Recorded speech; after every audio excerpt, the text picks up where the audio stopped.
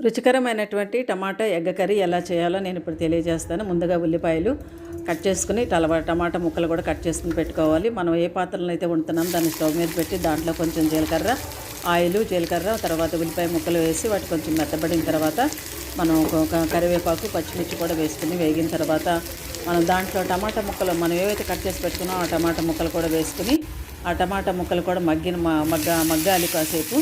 మగ్గిన తర్వాత మనము ఒక 2-3 నిమిషాలు అట్లా కలిపినట్టయితే అవి మగ్గిపోతాయి. మగ్గిన తర్వాత మనకు కావాల్సినంత సాల్ట్ వేసుకోవాలి. దాంట్లోనూ సాల్ట్ తర్వాత కారం పొడి వేసుకుని కొంచెం సేపు అటు ఇటు తిప్పి మరి టమాటా ముక్కలు ఉడకటానికి గాను కొంచెం వాటర్ పోసుకోవాలి. ఆ వాటర్ పోసి కొంచెం సేపు ఒక 2-3 నిమిషాలు ఉంచిన తర్వాత మనం ఏదైతే ఎగ్స్ వేయాలనుకున్నామో దాంట్లో కార్ చేసినట్టయితే సరిపోతుంది. కొంచెం సేపు అట్లా ఉంచినట్లయితే అవి ఉడుకుతాయి చక్కగా.